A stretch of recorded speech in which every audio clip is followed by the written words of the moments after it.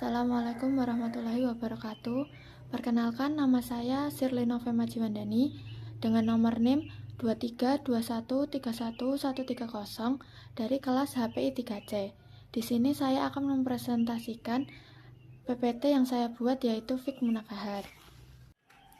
Yang pertama yaitu pengertian perkawinan. Dalam bahasa Indonesia, perkawinan berasal dari kata kawin, yang menurut bahasa artinya membentuk keluarga dengan lawan jenis, melakukan hubungan kelamin atau bersetubuh. Perkawinan juga disebut juga sebagai pernikahan, berasal dari kata nikah, yang menurut bahasa artinya mengumpulkan, saling memasukkan, dan digunakan untuk arti bersetubuh atau wad'i. Kata nikah sendiri juga digunakan untuk persetubuhan atau koitus, juga untuk arti akad nikah. Yang kedua yaitu pengertian perkawinan menurut hukum Islam. Menurut istilah hukum Islam, terdapat beberapa definisi, di antaranya yaitu satu dari Abu Yahya Zakaria Al-Ansori, mendefinisikan nikah menurut istilah syara ialah akad yang mengandung ketentuan hukum, kebolehan hubungan seksual dengan lafaz nikah atau dengan kata-kata yang semakna dengannya. Yang kedua, definisi yang dikutip dari Zakiyah Darajat, akad yang mengandung ketentuan hukum, kebolehan hubungan seksual dengan lafaz nikah atau tajwid atau semakna dengan keduanya. Selanjutnya yaitu hukum munakahat. Yang pertama yaitu hukum pernikahan yang bersifat wajib atau yang hukumnya wajib bagi orang yang telah mempunyai kemauan atau kemampuan untuk kawin dan dikhawatirkan akan tergelincir pada perbuatan zina. Seandainya tidak kawin, maka hukum melakukan perkawinan bagi orang tersebut adalah wajib. Hal ini didasarkan pada pemikiran hukum bahwa setiap muslim wajib menjaga diri untuk tidak berbuat yang terlarang. Jika penjagaan diri itu harus dengan melakukan perkawinan, sedang menjaga diri itu wajib, maka hukum melakukan perkawinan itu pun wajib.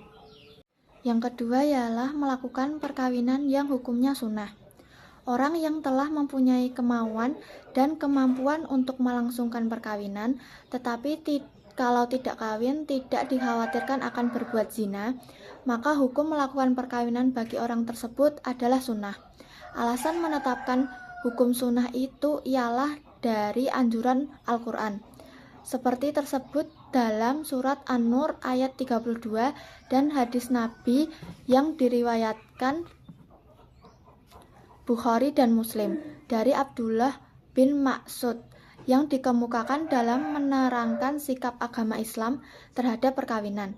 Baik ayat Al-Quran maupun As-Sunnah tersebut berbentuk perintah, tetapi didasarkan khorinah yang ada.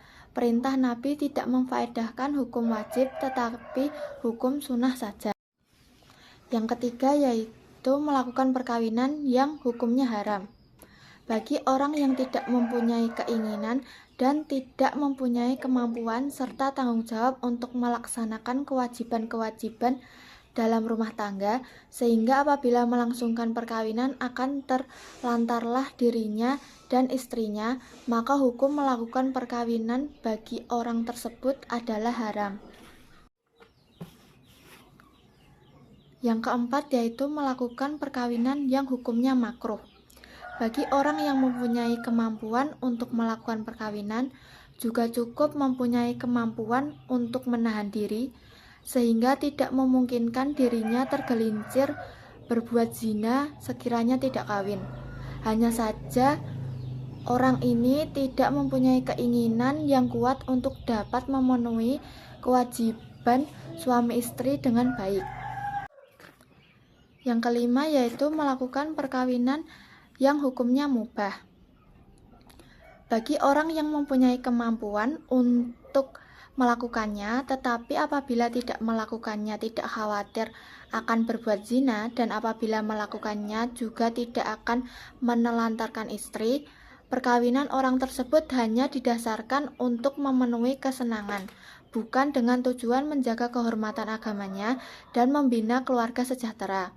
Hukum mubah ini juga ditunjukkan bagi orang yang antara pendorong dan penghambatnya untuk kawin itu sama, sehingga menimbulkan keraguan orang yang akan melakukan kawin, seperti mempunyai keinginan tetapi belum mempunyai kemampuan untuk melakukannya, tetapi belum mempunyai kemauan yang kuat.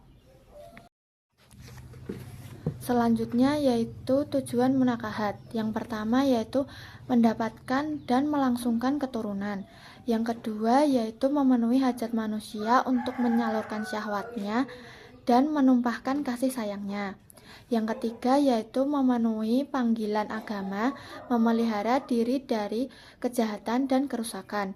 Yang keempat yaitu menumbuhkan kesungguhan untuk bertanggung jawab menerima hak dan kewajiban, serta bersungguh-sungguh untuk memperoleh harta kekayaan yang halal. Yang kelima yaitu membangun rumah tangga untuk membentuk masyarakat yang tentram atas dasar cinta dan kasih sayang. Selanjutnya yaitu tentang mengebiri. Nabi Muhammad melarang praktek mengebiri.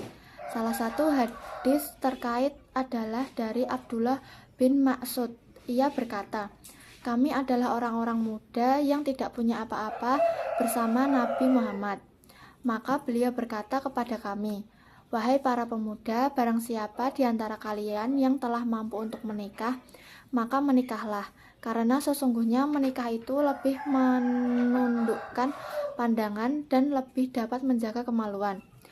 Dan barang siapa yang belum mampu, maka hendaklah ia berpuasa, karena puasa ialah perisai atau penjaga diri." Hadis riwayat Bukhari dan Muslim. Hadis tersebut menunjukkan bahwa Nabi Muhammad SAW tidak mendukung tindakan mengebiri sebagai cara untuk menahan syahwat.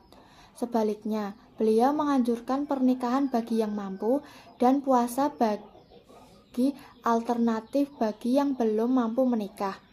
Dalam konteks tersebut, mengebiri dianggap sebagai tindakan yang tidak sesuai dengan fitrah manusia dan bukan solusi yang dianjurkan dalam ajaran agama Islam. Sekian materi yang dapat saya sampaikan. Apabila banyak kesalahan mohon dimaafkan. Wassalamualaikum warahmatullahi wabarakatuh. Terima kasih.